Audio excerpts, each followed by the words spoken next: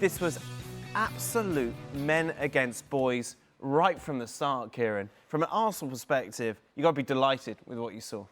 Absolutely. I mean, listen, we've all been there conceding early goals, and sometimes it is tough to come back from that. But really and truly, there was nothing in it. There was nothing in it. I think Arsenal were completely dominant from start to finish, and the question marks lay over Manchester City.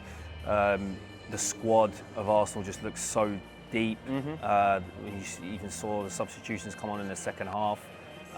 They looked comfortable. They looked organised, defensively solid, and the punches that they can land. We saw they didn't have all the possession, but just so effective in those moments to really hurt Manchester City. They were brilliant, Shaka. They literally just seemed to take off. They really were. They left last Listen, season. for all intents and purposes, this is still pre-season. You're still figuring things out. You can level that excuse for Manchester City, absolutely fine. You want to offer Arsenal the same. On paper, they can get better with Shaka, with Rice coming in, but they just look like a well-oiled machine, even from now. And you're right, the description men against boys, I think is fitting. They had that one flurry, couple, if you call it a flurry, couple Manchester City chances on the 40th minute. Outside of that, there's really nothing to talk about. Similarly, you look at who they had on the bench and how they can strengthen. He comes in and makes them better back without question. Maybe Cherokee comes in and offers some creativity up front. We've not seen an awful lot of Phil Foden, who I was hoping we would. Question marks about so many question marks for Enzo Maresca to try to answer. The difference between these two was stark, and just it being glorified pre-season friendly doesn't offer much consolation to Enzo Maresca or any of his players. Let's welcome in at Cardiff for us, Alex and Nedum. Let's start off with Nedum. How are you, mate? Yeah, I'm good, mate. I'm good. It's been nice, and do you know, it was interesting. Obviously, Be honest. City. How are you? Listen, I've been infinitely worse than this in some of these finals. I'll tell you that as a fact. But it was interesting watching the two sides play and seeing this sort of like split between Arteta's Arsenal. It very much looks and feels like that. Even someone like Gibbs coming into the side, he fits perfectly into the way that they want to play. You see some of the players, especially in midfield, looking excellent. I thought Ødegaard was excellent, Lewis Kelly was excellent, and Solis as well on his essential proper debut. I thought he was really, really good. Then look at the City side of things. I look at some of those players that have been put into this game, and it wasn't clicking, especially in that midfield area. And obviously, as I see this, it reminds me in some ways of when City played Liverpool, I think 3 years ago at Leicester. And Liverpool won that game, and there were loads of overreactions around, say, Darwin Núñez versus Erling Haaland, all that stuff. You could see that for the way this game was, Arsenal were the better side. They were the better prepared side, where the team understood what they needed to do, and they basically played the game in that manner. For City, they had one or two flashes, but against Arsenal, you've got to be consistent for the 90 minutes, because Arsenal are deserved champions, and you can see what they're going to be putting forward going into this season. But again, from a City perspective, I'm disappointed, but I'm not too stressed, because I know that this isn't going to be the final product. If they play through the season with, say, Jack Grealish starting on the left, Rico Lewis and Kovacic and whoever, and that's their midfield setup, then maybe the season could be a disappointing season, because they haven't been starters for City in recent years. But I believe that with the transfer policy that they have, and with some of the players stepping up, finding fitness and being better, they might not be as good as Arsenal right now, but you know they can get better. What do they? Well, yeah, of course. When you set the bar as low as they did in that 90 minutes, Nate, and that is simple. What do they need to do in this transfer market over the next couple of weeks, then? Because that was so diabolical from your side. Listen, is that what you mean my side? Like I'm responsible for it for Connect Dan. Can I breathe? Hey, when they won the treble, you were dancing around Manchester for 2 weeks with them. That was, Dan, don't do it. Do not do it, Dan Thomas. I will find you, my friend. But I think watching the game today, as you look at the two sides, you can see the influence that, let's say, Ødegaard had and Lewis Kelly had, and the midfield area for Arsenal was very, very robust. And it works really well, and so many other pieces around it, as a consequence, had really good games. And I think from a City standpoint, the relationship between Kovacic and Anderson, I think for the most part today, it was non-existent. Going up against a bunch of players like Foden was probably the best of the three, but even still, his impact wasn't massive. Why do you think that relationship's non-existent? just because it's essentially for these guys, it's brand new. And I think for Elliot Anderson, he's arriving into a new club with new expectations, playing with players who've played very differently to the ones he's played with before. So it was essentially, for the most part, non-existent at a point where, say, the fitness of Anderson's very different to that of Kovacic. So the midfield area was quite poor, and as a consequence, there were lots of other players at the back being exposed, being left to deal with things which, as the season progresses, they will not be dealing with. Because I think for Maresca, for the work that he's done in pre-season, I don't think he's been doing stuff that would allow a team to get sliced open as many times as they did today against Arsenal. So you're not worried? No. Not worried, Dan. The more I talk, the less worried I become. Yeah. What's fascinating about this discussion is that we spent the whole week, Kieran, talking about it doesn't really matter, it's good for the winners, but for the losers it's just another pre-season. It's the manner of this defeat, isn't it, which just intensifies this conversation. Yeah, I mean, listen, we spoke about the tables turning and the tilt that's happening and the shift that's happening with both teams. And so there's always mind games at the beginning of a season. And actually, I'll go as far to say as I think that Maresca, with his selection, I think he's shown his cards a little bit too early. Because he went strong, very strong. He went very strong. And I think sometimes at the beginning of the season, it's the one game that you kind of get that subliminal buy where you can say, okay, it's the start of the season, we've still got players coming back. And I think it may have backfired a little bit. But listen, it's in hindsight. I don't think he's gonna let it shake him for the beginning of the season. He's a smart, level-headed manager. I think the good news is they've got 2 weeks left in the transfer window. And if anything, this game has shown them that they need to go into the market and strengthen. Arsenal picking up their winners' medal. Alex, they, as we were saying, they were so good today. They were so good today, and I must say, in the show last night, we brought up something that Mikel Arteta said ahead of the game. He said, we are going into this match at our best level. And I asked you about that, Nedum. I said, surely they're not at their best level at this stage of the season, but some of those Arsenal players this afternoon seem to be at their best level. Yeah, some of them. It wasn't all of them, but certain players were key. I thought Lewis Skelly was excellent today, and he's somebody that has, for the most part, been playing through pre-season. And, the best level for some, like Calafiori, again, he's been through most of pre-season, and I think there are others that are in that same situation. You can see that they've put the work in, but also put the work in to put stuff on top of what they've already built. So when he's talking about the best level, I think he's, in some ways, not just the physical, but the understanding of it. And I thought they did that really, really well. Obviously, like City, they brought in a few players like Madueke, who hasn't had the longest of pre-seasons, but again, it's plug and play. Madueke knows what the manager wants because he's had a year of being told what to do already. So I thought overall, I don't think this is the best level. Because for me personally, if this is Arsenal's best level, I don't think they win the league. I think there's more to come. I would never expect any team that's going to win a title to be at their best in the middle of August. I personally don't see that. But I think in terms of this challenge that they had today, they have brushed aside Man City, relatively speaking. But I think Arteta knows there's more to come, but in some ways trying to show that he's ready. And a certain aura about this Arsenal team that maybe we haven't seen. You say aura? An aura, confidence. There's definitely a confidence. That maybe we didn't see before they won that Premier League title. They didn't go crazy on the final whistle. They didn't celebrate too much, so the celebration police can stay quiet. The celebration police will always come and find you, and I think from Arsenal's perspective, for now, they're going into the season as favourites, and rightly so. You see the changes that have happened around the Premier League, and you see for them, they've got continuity, and they've got a bunch of players who've finally gotten over the line after many seasons of being very, very good.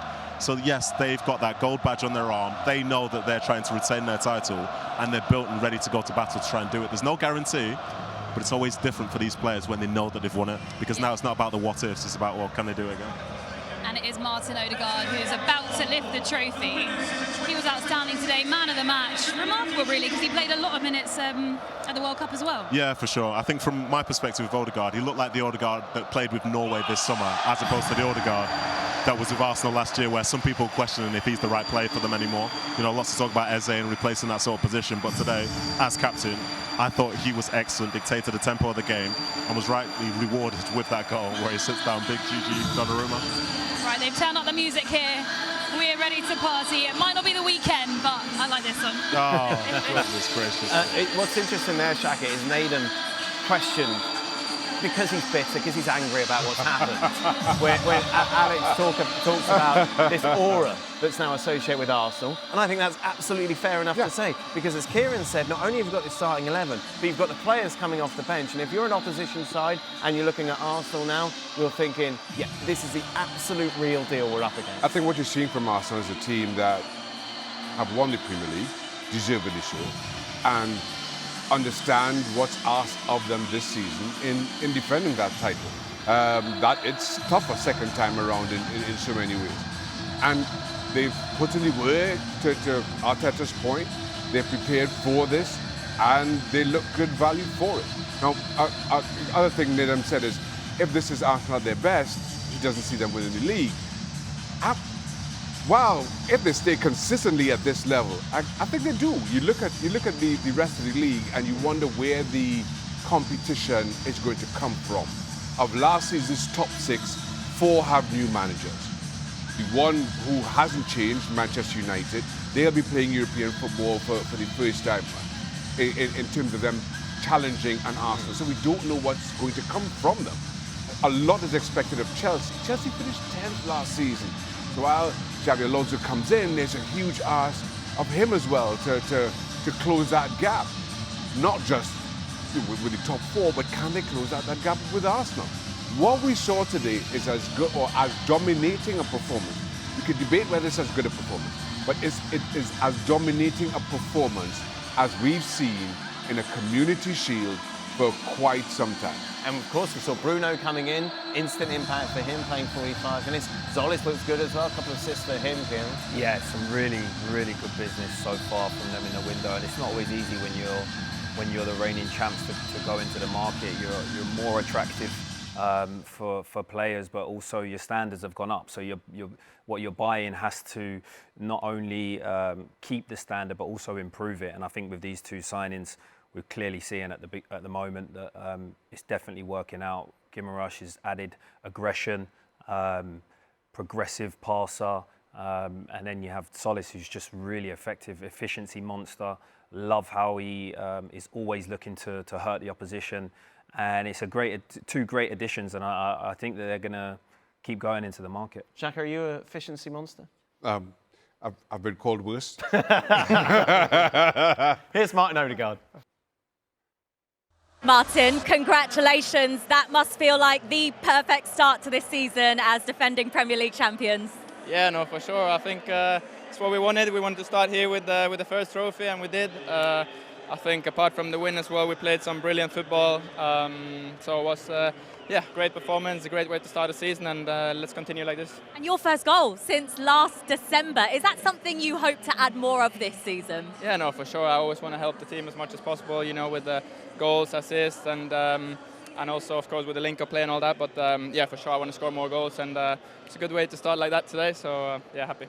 It was a chance to see a couple of the new Arsenal additions from this summer in the team, including Bruno Gibbs, who started in midfield with you today. What's he been like to play with? I think he's been unbelievable since the first moment. He's come in here and felt like such a natural part of the team. Although we had some big fights in the past, but he's been such a natural part of the team. And you see his quality on the pitch. He's so good on the ball, but he's also a fighter. He wins the ball, and it was massive. Christos as well on the left. I think he had 2 assists today, and a strong performance as well. So I think everyone was good today. So it was good to see. It's the first of many battles you're going to have with Manchester City this season. Was this an opportunity just to lay down an early marker this season? I mean, yeah, for everyone to see our level. I think we showed our level today. I think we showed that we're ready. I think we showed that we're serious. We want to do it again. And there's more trophies to go for, and that's the aim. So, we're well prepared, and we're looking forward to the next one now. What is that mindset for you as Premier League champions coming into this season and trying to defend that title like? How different is it? No, we're going to attack it. We want to do it again. It was an unbelievable achievement and experience for all of us. And when you get the taste of how nice it is, you want to do it again. And there's also a few other ones we want to take, So, we're ready, and I think we showed that today. You mean the Champions League, right? Of course. I think at this club, you're going to win all of them. But of course, that's a big one. And but to be fair, we want to win everything, and that's the mindset. So, let's look for Friday now, and hopefully get a good start in the league. Well, congratulations. Alex, Ødegaard adding season last year, didn't he? He wasn't necessarily a prominent part of their Premier League victory. He'll be looking to up his game, is that fair to say, this campaign?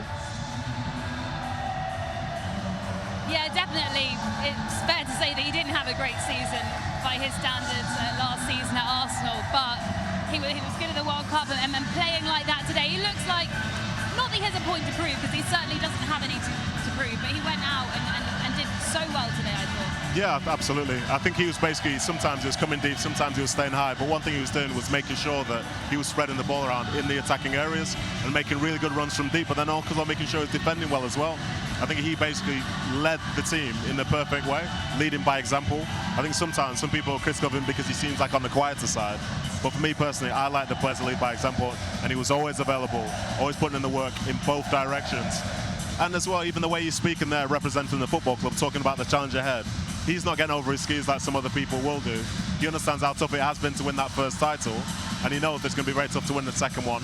So try and keep people's feet on the ground. He's trying to say that they were ready for this game, but now they know that it's the next challenge, it's the next challenge, the next challenge, and it seems at times a bit boring and cliched, but that's the way that winners win. You know, they take it one step at a time as opposed to looking too far ahead. When there is that much competition in every position as well, all over the pitch, so much quality, how good is that for the squad, that healthy competition? How much does it motivate you? I think it can be very, very important, and there was a point last season where their substitutes were making a big impact, especially in the Champions League, scoring winning goals late in games and so on.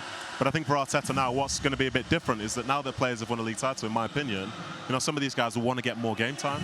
Like there was a point last season where Bereze doesn't play for 7-8 games.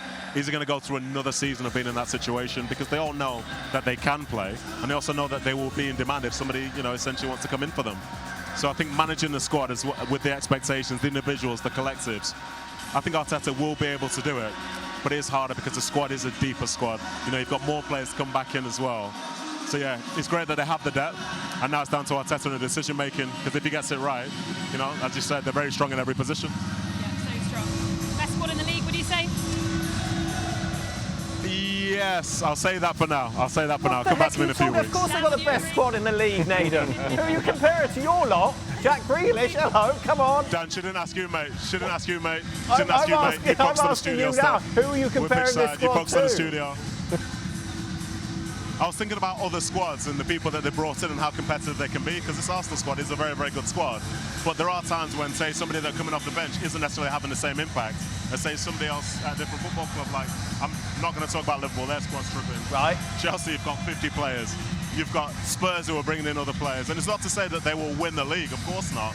But they have the ability to make positive change. Do you think Spurs squad is comparable to Arsenal? Very much worth their weight. My friend, I was trying to remember squads. Stop interrupting me. I know you were, because your point was so here, ridiculous in the first place, you were clutching at straws. Still 2 weeks left. So then why ask me a question, Dan? You get back to answer. studio, yeah. I'm clearly rattled now. Alex asked you the question, you gave the ridiculous answer. That was the point. Nedum, yeah, I was trying to think about the whole squad, to be honest. And, like, Arsenal have a very, very good squad, and it's a squad of winners now. The people that they've brought in have been excellent. But, as we've seen in recent days, from Arsenal's perspective, one or two players like Martinelli, they're kind of being shopped around, aren't they? Even one area as well. Exactly, so you're wondering if that squad, some of that squad depth is going to disappear, because for now they have a lot of players to manage. You heard it here first, Arsenal's squad depth is going to disappear. speaking of disappearing, Haaland had 7 touches, Nedum. Yeah, he had a few shots as well. Don't forget that. He had a couple of shots as well. But yeah, well, I mean, what do we expect? If you want to overreact to this game, you absolutely can do, and I'm sure the people will do. I thought Arsenal did look ready. That is a fact. City did not. And I think, again, Ødegaard said, like, they showed their level. Man City absolutely did not. You know, we go through this thing with Haaland where, you know, we'll say, oh, how many touches did he have? But when he scores, like, oh, nobody knows how many touches he had. Did you know that he scored? That's the way that he plays in a Man City shirt. And sometimes it's efficient, sometimes it's not. I think it's more indicative of the way that City played today as opposed to anything that he was doing himself. Add in, like, this is his first game back, playing in that City side that, you know, wasn't very good at feeding him, to say the very least. That's not on him. And again, because I'm becoming more experienced at this, I remember that Community Shield at Leicester where Haaland and Kevin De Bruyne looked like they could not play together. Fast forward to the end of the season, Haaland broke the goal-scoring record in the Premier League, so I'm not going to overreact to anything. Not going to react to anything. Not worried. We'll say it again. Inevitably, Nedum, there's going to be a lot of reaction to Anderson's debut. What do you make of it? Listen, I think he's come into a side that is still figuring itself out, right? So, I don't think that there's many players in the world at the moment that could come in to a side like this at the moment with this transition and have such an impact. So we have to give him time. I know that he has a hefty price tag, but that's not his problem. I think Maresca has bigger issues on his plate at the moment. And also, I agree with Nedum in terms of his actual role. I didn't really understand what his role was today. He is a box-to-box midfielder. But yeah, I think he's got a lot of gelling to do with the rest of the squad. I think he's going to come good, but it's going to take him a while.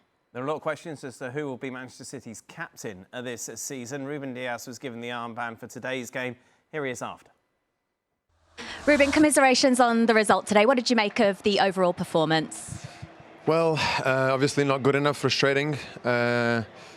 First of all, thank you to the fans that came, obviously a long distance. Thank you all of them for coming so far. And I mean, it's the beginning of the season. It's not good enough. Many things are changing. Obviously, a new manager as well. Still, the way the game starts, it just sets you off right away. They get comfortable into playing their game. But in the end as well, this is just starting. And the most important is that we're already looking forward and we'll be ready for our next game. Yeah, how much can you all read into that performance today as you head into the season? I mean, I joined midway. This is the third game since I've been back. The feeling has been good. Obviously today it's frustrating, and it's a final. We all obviously want to win it. But if there's a lesson to be learned on the final, let it be this one, because there's a lot more coming. It has been a summer of change, as you say, though. Your first game at City without Pep Guardiola here, and for a lot of the players as well. What's this new era, this new start feel like for you all under Enzo Maresca, and how's it been so far? Well, it's obviously a positive energy and the feeling of a lot of work to put into. It's part of any transition for things not to be so perfect in the beginning, and you need to push through. You need to keep on working. You need to communicate. You need to make things work between us, and obviously with Enzo as well. And I feel like we're in a very good way. But we need to keep on working, and there's obviously going to be lots of challenges along the way. And that's it. I mean, stay positive, look forward. We have our first Premier League game very soon, and we're looking forward to it. Yeah, and Enzo Maresca's named you as his captain today as well. How much responsibility do you feel as the captain to help in this transition period for the club? Well, the captains have not been fully named yet. But still, obviously, it's not my first year as a captain. The responsibility is the highest, because it goes in the same line as the ambition of the club, and obviously we need to set the best standard for everyone else. In the morning to Enzo Maresca, here is the new Manchester City manager. And so not the result you wanted, but how do you judge your team's overall performance today? Absolutely, the results is not the one we hope. For sure, the goal we conceded after 30 seconds, affect the game. But the reaction after the goal, I think, was good. First half, before they scored the second one, we had 3-4 chances to score and to draw the game. And again, unfortunately, then we conceded the second one. But now it's a defeat that hurt us, but it's just the beginning. A chance to see Elliot Anderson for the first time today in City colours, though. What did you make of his performance? I think overall Elliot was good. Again, I think the performance of all the players, has been affected, unfortunately, from the goal that we conceded after 30 seconds. But again, after that, I think the reaction was good. We create some chances to score, but I think Elliot was good. Phil Foden started today. Obviously signed a new contract with the club this summer. You know him, you've worked with him previously at Manchester City. How can you get him back to the heights that you know he can reach? He's working very, very good. Since the first day we start, he's working good. He's in a good mood. That this is important for him. And I don't have any doubt that he's going to help us this season. Jack Grealish got a huge round of applause from this big turnout from the City fans that came to Cardiff today. Is he in your plans for his future at Man City? Again, he's here with us, so until the day he's here with us, it's my duty to try to help him. And if he deserves, he will play games. So next weekend, the Premier League begins. How big is this job ahead as you try and lead City into this new era? Yeah, as you said, the next weekend we start the Premier League. Again, today defeat is going to hurt us, but at the same moment we need, we need to, from Tuesday, we need to prepare Sunday game, the Premier League game, and think about that. Thank you very much. Thank you. Thank you. Shaka, you're pulling a funny face. Yeah, I'm not sure about the response to the first goal. I thought Arsenal by far the better of the two teams, even after that. City's first chances that I can recall came right around the 39th, 40th minute, and those two were two chances back-to-back within 30 seconds of each other. So I'm not sure what Maresca is referencing here, because he missed it. We talked about this with Arsene Wenger, obviously, Kieran, when he left Arsenal, and other big managers like Alex Ferguson, Jurgen Klopp as well. What's it like for Maresca coming in to try and fill the role of Pep Guardiola? And how much does this, even though it's a little stumbling block to start, kind of hinder that? Yeah, I think we can't really look at it as him coming in to fill his shoes, right? Mm-hmm. He's not Pep Guardiola. And then I think that we have to get used to that. Manchester City fans have to get used to that. It's about him and his ideas. And are his ideas and what he can build at the standards of, currently of Arsenal's. From today, it looks like there's still a lot of work to do. There's still time left in the window. So we have to give him the benefit of the doubt. I agree with Shaka a little bit. I think he's trying to save face in that interview there. But, ultimately it is the first day of the season. He's, like I said, he's a level-headed guy. He's not going to get carried away with this defeat. He's going to look at things objectively.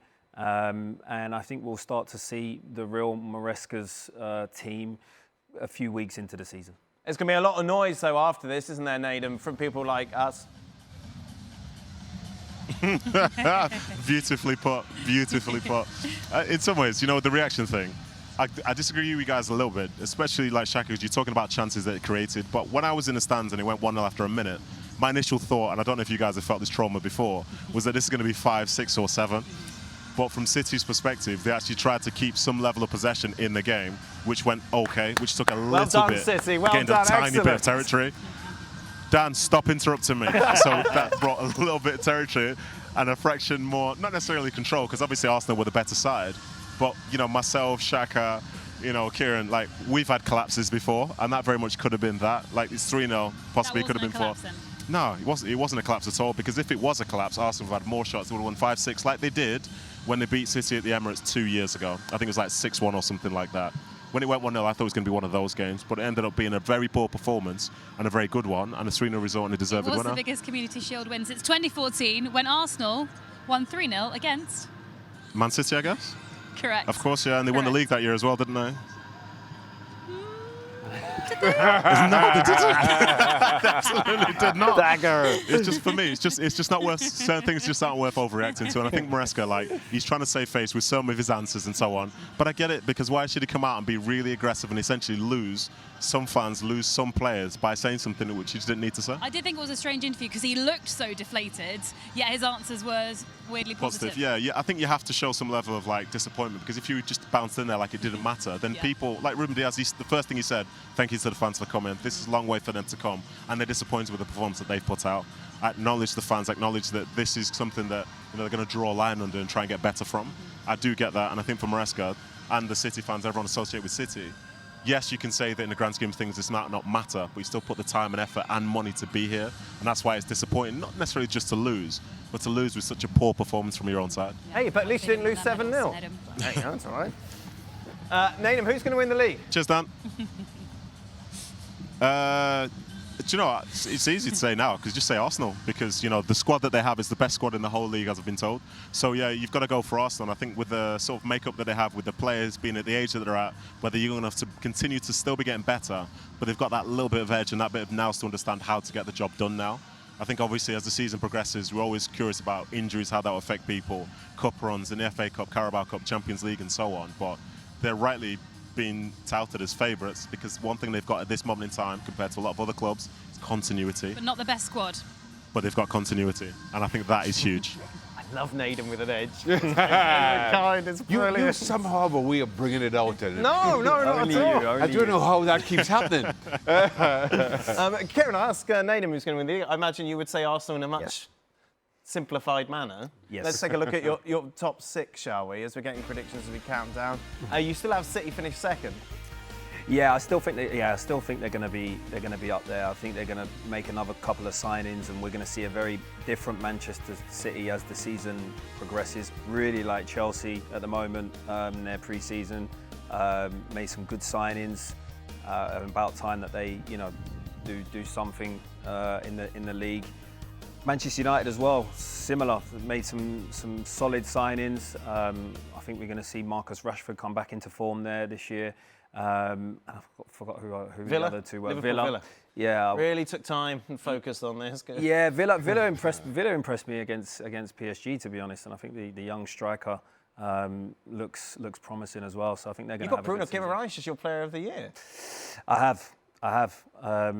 I just really like the signing. I think it's given Arsenal another dimension, and I think he's going to have a huge part to play. Quality player. Let's get some more reaction then, shall we, from Cardiff? Congratulations. I'm sure there was a lot to like in that performance. What did you like the most? Well, a really, really good performance so early in the season to play at the level that we've done it and to show the desire that we showed in every action. I was really impressed, really. I said to them, I really enjoyed watching them play. 2 assists for Solis today. A brilliant debut from him. He got the most assists in the whole of Europe last season. What's impressed you the most about working with him so far? I think how naturally, I think he's accommodated in the squad, in the team, and his level of understanding. He's a player that I think he makes decisions when a lot of people rushes and makes wrong decisions. He's very, very smart, very accurate, and again today, you know, in tight spaces, he made the right decision twice, and he set 2 goals.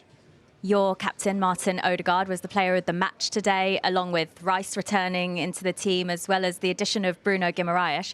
How strong is this Arsenal midfield?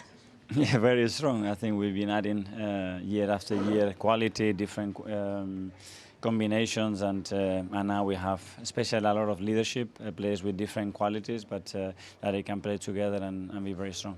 How important was it for you to see a performance like this as you head into the new season?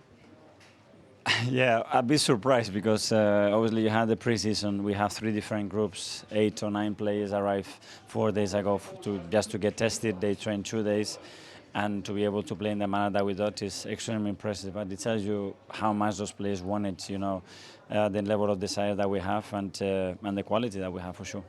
Going into next weekend, the Premier League starts again. It was such a huge achievement for Arsenal to win the title last year. So how do you maintain that, or even better, what you did last season? Pushing each other every single day, and with the squad that we have, with the ambition that we have at the club, that's when it's going to maintain the fire, the elevate the level at the demands daily. If we do that, I'm sure we will be very, very competitive.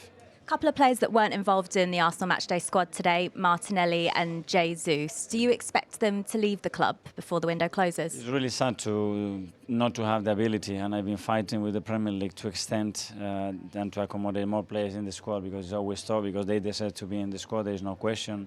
Ethan as well, Marley as well, that has been the whole pre-season with us. So hopefully we can change that rule and players can enjoy on the pitch and being an option to play and contribute to the team as much as possible. So you still expect them to be part of Arsenal going forward? Yes, they are all very important for us. Thank you, Mikel. Thank you. Thank you. Let's get some final thoughts then, Alex. Well, normally you ask for our predictions before the match, and I'm pretty glad you didn't, because mine was not accurate at all. I thought it was going to be a lot closer. I thought it was going to be, I'll tell you, I thought it was going to be 1-1 then penalties. But a really, really dominant performance from Arsenal, but I'm surprised by just how dominant they were. Yes and no. I think I was more so surprised about how poor City were. I think Arsenal very much are in Arteta's image. Like, he's had them for such a long time, and you know how they're going to play. And I think for some of the players that played there, you can see that they were ready for the occasion and played in a style which we've seen before. Sometimes it's long, sometimes it's short, sometimes it's break the press, but it's always going to be sort of creative through the likes of Martin Ødegaard. So they looked exactly how I expect them to look. But from Man City, like, you hope that some of those new signings, like Anderson, would have looked better. So I was surprised about how poor he looks, relatively speaking. But then in the grand scheme of things, like, I'd be very surprised if we see Man City be this bad again for the rest of the year. Didn't you say City were going to win 3-0 to me before the match? Alex, stop it with the fake news. Never. What a lovely day Nedum's having. Nedum, I don't... Cristiano Ronaldo has said this is probably my last year of football and I want to leave a spectacular legacy. I have my future all mapped out. I have so many things to keep me busy that to tell you just one thing is hard. After all, it's been 25 years with a lot of sacrifice. Alex, you've of course followed the latter stages of his career in some detail. He talks about his legacy. There aren't many footballers that will leave such the legacy that Ronaldo will. Yeah, I did work with him at Real Madrid. I've mentioned it before, but I'll say it again. He was the first player I ever interviewed when I was an intern, and he was so kind to me. I was so nervous I could barely hold the microphone because I was shaking so much. He's a top professional, and I must say I was actually pretty sad watching him at the World Cup this summer. What? Because Why sad? He didn't want it to go that way, and Lionel Messi was stealing all the headlines, and he had a poor World Cup, didn't he? Yeah. And I think to go out like that, for that to be his last World Cup for him, he'll be hurting. Yeah, I'm sure he will, but I think for me, this is now the time where people look back through the archives and see how significant Cristiano Ronaldo actually is to football itself, and think about how much football's changed from when he first started to this point, and even from a professional standpoint. Like, he changed the way that people were trying to be professionals. They saw all the work, and he said himself, the sacrifice that he's put in. Like, he made that the standard for so many players. He will never be as talented as he is, you know, and as a consequence, his legacy is incredible. And if you want to watch, you know, Ronaldo goals, it's going to take, like, hours. He's been so significant. He's been involved in some of the biggest and best moments in football, not just in Europe, but around the world across the last 20 years. And for him to be able to step away now, I think it's time that people, you know, finally give him his flowers. Instead of discussion like, oh, he doesn't run in behind, doesn't do this, doesn't do that. Acknowledge that, say, for him, Messi, and I think just those two, they're bigger than the sport itself. You know, he's somebody who's been an incredible, like, joy. I've played against him, beaten him a couple of times. I've played against him, but he's been the star of Real Madrid. He's been winning Ballon d'Ors, the best player in the world. And as a consequence, as I say, him stepping away from the game will be very different to talk about a game that doesn't feature him. But I don't think there'll be many people become anywhere near being able to meet his legacy. Do you think he'll coach? What do you think he'll do? Or media, come join us? I don't he's know. Always welcome. Yeah, he'd always be welcome here, but I just feel like he's got other money-making things on the side which he could probably focus on a little bit more, which might be a little bit easier than listening to Dan Thomas, you know, a few days a week. I think he'd love that. Battle of the six-pack. Looking at it, it's interesting, the conversation about Ronaldo, Shaq, over the last few months has been negative. History won't give a damn what he did in this World Cup. No. Or the fact that he played when he shouldn't play. They will look back and look what he did at United, at Real Madrid, everywhere he went, the success that he had, the Euros with Portugal. It is a legacy that's going to be, as Nedum said, very hard to be beaten. I will also add a legacy that was defined and may well be remembered for things on the pitch, but off the pitch he was every bit as exceptional in setting certain standards about personal, about how you embrace your role in this game. It is impossible to understate how good Ronaldo was, his importance to the game in this moment. And that almost was overshadowed by this rivalry which we thrived on with Lionel Messi, two players that were just so much better than everybody else who played the game in a generation that we lost sight of exactly how good each was. Ronaldo made the most of his talents. And I do not think the game has seen a better, more focused goal scorer than Cristiano Ronaldo. Defined a generation as much as anybody in this game. What was defending him like, Kieran? A nightmare, an absolute nightmare. And as Shaka and the boys said, he wrote himself in the history books forever as one of the greatest. he had everything. He had everything. I love the way, you know, just to try and add something that the boys haven't already said, I just love the way he evolved as a player. You know, when he was young and he burst onto the scene at Manchester United, he was full of tricks and speed and showboat. And then as he grew and matured and went to Real Madrid, he changed his game and, you know, became more of a finisher, a poacher, just elite. Just so elite. And then there's people that come into this world and you know, they enter a business or a sport and they are anomalies. Mm-hmm. And he is an anomaly. He completely distorted stats and made it seem like, you know, getting 10 goals and 12 assists is pretty subpar. He really just took the game to a whole nother level, and he has all my respect. I'll also add, Dan, I'd like to acknowledge my role. Well, yes, Shaka. He was, of course, a phenomenal free kick taker, and the first ever free kick he scored in the Premier League. Yeah, but what it was against Shaka Hislop. I saw this young, talented player coming you let it in to on United, purpose to give him a boost. He was lacking confidence, and I could tell needed a goal. There are so many players in the history of the Premier League that you try to give that confidence to, Shaka. Well, you know, not many. Ronaldo is my point. No, yeah, I recognise that in Cristiano. He needed a goal, Dan. He's a good, selfless. Welcome into the latest edition of Extra Time. Shaka and Kieran are here. Kieran delighted with what you saw from Arsenal, of course. Absolutely swept Manchester City aside. Happy boys. Yeah, looking easy at the moment. Yeah. Shaka had an egg white omelette. That was the highlight for him. No, I went for avocado toast today, Dan. Did you, Shaka? Switch it up. You are mixing it up, the indeed. chef's guessing there. No one's mentioned the donuts. Did you have one? No. Boy over there. They were nice. There was one Boston cream left, and I thought, should I just leave someone else? I didn't see any donuts anywhere. No, yeah, they were good. The boss brought them in. Are Arsenal going to walk the league? Percentage chance they win the league? Don't want to get carried away. Go on, get carried away. Get carried away. No, we're going to keep a level head. Okay, give me a percentage chance that Arsenal win the league. Oof, it's definitely a solid 40%. 40%? Yeah. Okay. Arsenal going to win the league. Arsenal are? Yes. So if I give you every other team, you're taking Arsenal? Yes. Okay. So 100%. Okay, Shaka says 100% Arsenal are going to win the league. 100%. Wow. I know Don's not here, but what's the percentage chance that Manchester City finish outside the top 4 this season? 20%. So who have you got finishing ahead of them? Ahead of them? Well, yes, because Arsenal. Okay, right. Yep.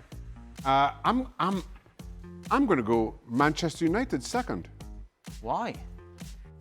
Because I think there are just far too many questions about everybody else. Far too many questions about everybody else, including City. So they're not questions about Manchester United? Huh? Less questions. Why? They haven't really done much this summer. They're going to have a massive amount of games. Finished third last season. They finished same third last manager. season out Europe. Same manager. That's all right. This time this Europe, you don't quite have the same depth. That's all right. No? I'm going Manchester United second. Manchester United finished second. I'm going Manchester City third. Okay. Kieran? My only worry about Man City is Maresca losing the dressing room.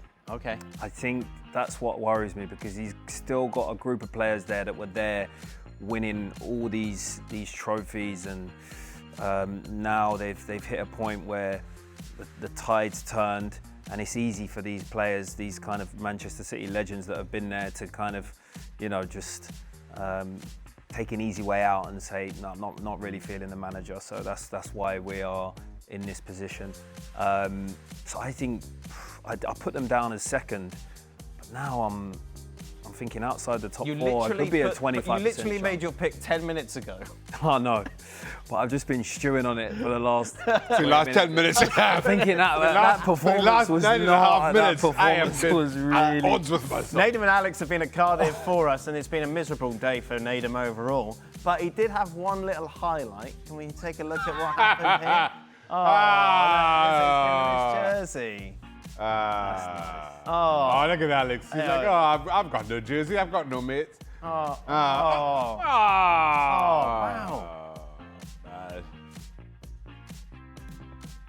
Beautiful. I thought you were going to show when Nedum got wet. No, all got angry. To be honest, he gets angry every week with you, Dan, to be fair. There we are. Hey! I'm not sure it's There's his jersey. That's nice. Little sniff. I was just thinking Alex, if it what was does it match say on worn, the it sniff doesn't test? smell like sweat.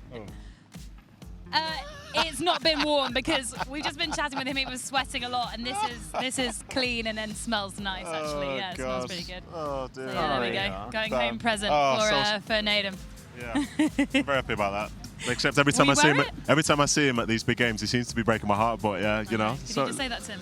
Yeah, I did. I told him that directly. And if it came across as me being quite aggressive in the video, it's because I was. I was reminding him to respect his elders. And what did he say? What did he say? He said he couldn't care less. So yeah, there is that. Right answer. Right answer.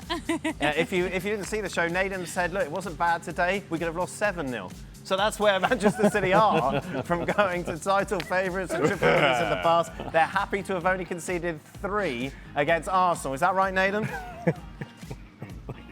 Do you know what, Dan? Yes, that is exactly right. Clip that. That's exactly right. That's what I thought. That's what I said.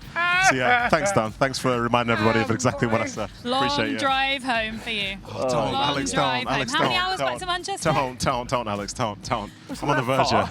I'm on the verge. What's Cardiff to Manchester? A couple of hours? That's all right.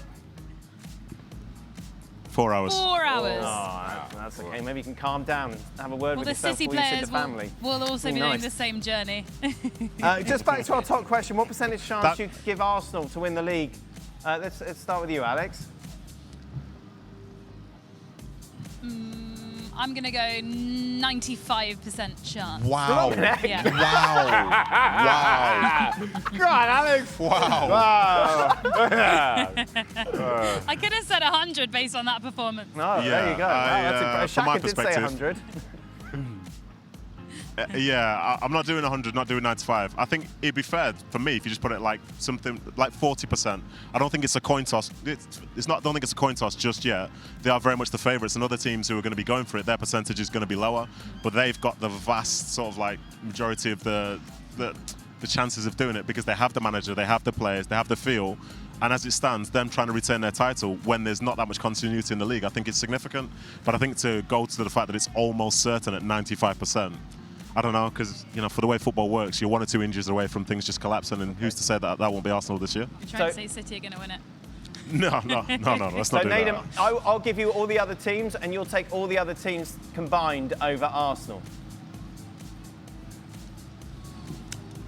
Yes, at this moment in time, I absolutely would, yeah. And I think not as a slight to Arsenal, just because of the history of the Premier League itself. As we saw, say, just a year ago with Liverpool, it's very, very hard to retain your title. Yes, they have the infrastructure and setup to be in a good position to be able to do it, but nothing is guaranteed at this point in the season. I think for Arsenal themselves, as the season progresses, if it's a choice now between going for a Premier League or going for a Champions League, maybe the priorities differ a little bit compared to, say, what it was last year when everyone was saying, well, no, it's more about the Premier League. They'll want the Champions League, won't they? Well, these are things that will come into play. So for me, they're very much favourites to do it. But one team always has to start as favourites. And there's going to be a bunch of other teams who are incredibly hungry to do well. And they'll be able to cause Arsenal some trouble. Nedum, it's interesting. We were chatting with the boys, and I was surprised by both Shaka and Kieran's answer that for Arsenal, their priority should be the Premier League this season, not the Champions League. Do you agree with that? For me, the Premier League is essentially its bread and butter as such, but I do go the other way because I think Arsenal are capable of doing it and still having like a real significant push at the Champions League. They know that they're good enough to do it, and for them, if they do that, they are making history. So I can't say it's the case of, the Champions League is the sole priority and because they've come so close as well. Yeah, there are times where you can just operate along the lines with doing both. But I think come the end of the season, like the drive, the passion that they have for the Champions League, in some ways it'll be similar to the way that, say, Man City were looking at the Champions League, say, 5-6 years ago, where that was the be-all and end-all to them. Nothing mattered more than that. Yes, they were really happy to be winning leagues and are putting in the work to deserve to win those leagues. But they'd probably give one of those leagues for a Champions League, because that is essentially the thing that they hadn't won to that point. Singing today, Champions of Europe. You'll never sing that. Well, maybe this year they will. Who knows, though? Shaka's got Manchester United finishing second, Nedum. I just wanted your thoughts on that. I don't know. I think if we're going to overreact to something, let's overreact to Ruben Amorim's AC Milan scoring 4 goals against them yesterday. Let's overreact to that and say United are going to finish 6th or something. I don't know. I think they're obviously set up and they have a little bit more like of a balance with, say, Carrick having been there for a while longer than some of these other coaches. But I don't think there are many people who see the squad that he has now and thinks, this is something that at this moment, say, could challenge the likes of an Arsenal. I think for them, it'll come down to consistency. And for as much as they finished 3rd last season, how much of that was down to the fact they weren't in Europe? They got knocked out the 3rd round of their League Cup and the FA Cup. So their run-in was very different to everybody else that they were competing against. And I think for me, the more dangerous sides in terms of finishing 3rd, 4th and so on would, in my opinion, be the likes of Chelsea and Spurs, who can focus very much on a domestic season as opposed to some of the pitfalls of playing in Europe, say, every week. Yeah, Shaq. Chelsea winning the league then. That's what Absolutely you're trying to say. What? We hear shacking about. We're talking, he's saying that you're completely wrong with United finishing 2nd. They're not going to finish top 4. No, he said let's not overreact on anything. And I agree. No, I think he said let's overreact because he got his knickers in a twist because we've been saying that we've been overreacting. No, you just tried to wind City. poor Nedum up again and get me involved. Well, You made the point that United are going to finish listen. 2nd. Don't try to get me on your thing with Nedum. Nedum, we good. Me and you, we good. I've never seen that man in my life. Always Shaka. Never seen that man in my life. Always and forever. Shaka, do you think Jared Bowen should get a statue for staying at West Ham? Is it confirmed? Is he staying? I don't know, Dan. I've been on holiday. Oh yeah, we all have been, and we haven't been focused on West Ham. Jared Bowen has been outstanding for West Ham, and I'm surprised he didn't move sooner. I'll be honest with you. We have to. Signed a new contract in July, I'm being told. Did he? Yeah. Wow. Yeah, I get a statue. I get my statue. I mean, that means nothing, though. The contract means nothing? No, contracts don't mean anything these days. But So I will it's Kieran Gibbs. say, I will say, you don't see this in the game anymore. You do not see this kind of loyalty in the game. So, fair play to him. If West Ham do not get promoted, do you think he stays on? How old is he? He's got to be. My He's got to be. godfather. Good, this is a really fulfilling conversation. Alex, your beloved Chelsea, you were there yesterday, I saw, with your nephew. Percentage chance they finish in the top 4? They're definitely finishing in top 4. Oh boy. Did I say 2nd when you asked me? No, talk that talk. Go on. Tell us what it's going to be. 2nd. 2nd? 2nd. From I'm 10th? confident. Why? 100% top 4. Why? Because Xabi Alonso is a brilliant manager. They've got top players. It's about time they had a good season. And there was a really good atmosphere at Stamford Bridge yesterday, apart from when Enzo Fernandez came on. But the boos only lasted a few minutes, and then it was all fine. Would you get rid of him, I'm feeling Alex? confident about Chelsea this season. I really am. Would you say Get rid of who? adios? Enzo? No. No, I want Enzo to stay. I realise I'm not speaking on behalf of the whole Chelsea fan base, but I would like him to stay. He's a superb player. I don't think it's that deep. The boos did stop after about 5 or 6 minutes when he was playing so well. He's a brilliant player. I would like him to stay. But I do think he would quite like to leave. Yeah, well. That's the issue. Well, Did you I think waste your some of the money on boos, Anderson, for the most Nedum? part, Should you have got performative. Enzo? Did I waste my money on Anderson? You think I'm dropping 100 million on Anderson? Well, go on then. I'll bring him across. You waste that You're 100 right. million. I did. That's what I did. Yeah. Welsh Nedum's very angry, isn't he? I'm not. Yeah. Do you know what it is, Dan? It's because you keep putting a battery in my back. Sometimes I just want to chill, but I cannot answer just a normal question. Bring back normal reporting and so on. But I think Anderson will be alongside other people, and I think long term he'll be a very, very good signing. He was not great today at all, but I thought, say for example in the summer, I thought he was one of England's better players, and I think that says a lot about the level that he can achieve. So yes, I think he will improve, and yeah, things will be fine. It might not look the same as, say, Pep Guardiola's City, but the Premier League doesn't look the same as the years when Guardiola was in there either. There's no more clubs, there's no more Guardiolas, and it's more so being surrounded by different protagonists now. So a lot of this next section's unknown, but hopefully from a City perspective, they end up being a big part of it. To the original question, where do you stand on the percentage chance of Chelsea finishing the top 4, Nedum? I stand quite high for the same reason I backed, well, not that I backed United, but United looked good to finish in the top 4 last season. The fact that they don't have European football is a big thing. I think if they would have, say, qualified for, say, the Conference League, which you know that they've won but detest, then I think it forces them to have different sort of questions around the squad. But to be that big a club, to be that good a team, and to have a domestic focus, I think is huge. League Cup is us. Yeah, I generally think that stuff's huge. I know some of it can be understated, but when it gets towards the end of the season and we're talking about fatigue and so on, you'll be looking at the minutes of some of those Chelsea players and comparing them to the likes of others, like Arsenal's, Man City's and others that qualify for the Champions League, and you'll know that their position is a favourable one as they try to achieve a top 4 finish. So, Percentage? do you know, I'll go 100. I'm very, very sure they'll be in the top 4 next season. All right, there we guys. go. We're both saying 100%, Dan. I don't really understand, just last thing, why you had to run out of the way of the fountain. It's just a bit of water, wasn't it? The sprinklers when they came on, and it was a hot day. Surely this would have been nice. Who ran? Who ran? Who ran, Dan? Who ran first? I took a step. I took a step. Dan, my back is still wet now. I'm not sure how you managed to get far more soaked than I did. My back is still wet now. Drenched, and I'm still wet now. Tiny sprinkling, but it was actually welcome. It's been boiling here. Highlight of the day as well, that was. Yeah, I enjoyed it. Says it all. It's a very low bar. Fun. Oh, I've had many highlights watching Nedum. Thank you very much. Much appreciated. ESPN FC, of course, with you throughout the week. Be sure to join us.